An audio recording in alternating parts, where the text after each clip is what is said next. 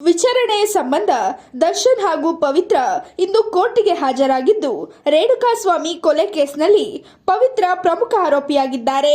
Darshan A2 ಆರೋಪಿ. ಇಂದು ಪ್ರಕರಣದ ವಿಚಾರಣೆ ಸಂಬಂಧ 57ನೇ CCH ಕೋರ್ಟ್ಗೆ ಇಬ್ಬರು ಹಾಜರಾಗಿದ್ದರು. ಈ ವೇಳೆ ಅಚ್ಚರಿಯ ಘಟನೆ ನಡೆದಿದೆ. ದರ್ಶನ್ ಪವಿತ್ರ ಕೋರ್ಟ್ ಹಾಲ್ನಲ್ಲಿ ಅಕ್ಕಪಕ್ಕ ನಿಂತಿದ್ದು, ಹೊರಬರುವಾಗ ಪವಿತ್ರ ದರ್ಶನ್ ಕೈ ಹಿಡಿದುಕೊಂಡಿದ್ರು. ಈ ಸಂದರ್ಭದಲ್ಲಿ ದರ್ಶನ್ ಅಭಿಮಾನಿಗಳು ಹೆಚ್ಚಾಗಿ ಹಾಜರಿದ್ದರು. ಜನಜಂಗುಳಿಯಿಂದಾಗಿ ದರ್ಶನ್ ಕೈ ಹಿಡಿದುಕೊಂಡು ಹೊರ ಬಂದಿದ್ದಾರೆ. ಇನ್ನು ಪವಿತ್ರ ಹಠ ಮಾಡಿದ್ದರಿಂದ ದರ್ಶನ್ ಮೊಬೈಲ್ ನಂಬರ್ ನೀಡಿದ್ದಾರೆ ಎನ್ನಲಾಗುತ್ತಿದೆ.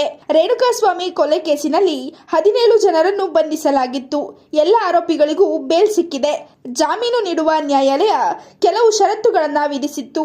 ಅವುಗಳ ಪೈಕಿ ಕೋರ್ಟಿಗೆ ಹಾಜರಾಗಬೇಕು ಎಂಬುದು ಒಂದಾಗಿತ್ತು. ಅದರಂತೆ ಪವನ್ ಹೊರತುಪಡಿಸಿ ಎಲ್ಲ ಆರೋಪಿಗಳು ನ್ಯಾಯಾಲಯಕ್ಕೆ ಹಾಜರಾಗಿದ್ದರು. ಜುಲೈ 10ಕ್ಕೆ ವಿಚಾರಣೆ ಮುಂದೂಡಲಾಗಿದೆ. ಈ ವೇಳೆ ಪವಿತ್ರ ಬಿಳೆ ಸೀರೆಯುಟ್ಟು ಬಂದಿದ್ದು ವಿಶೇಷವಾಗಿತ್ತು.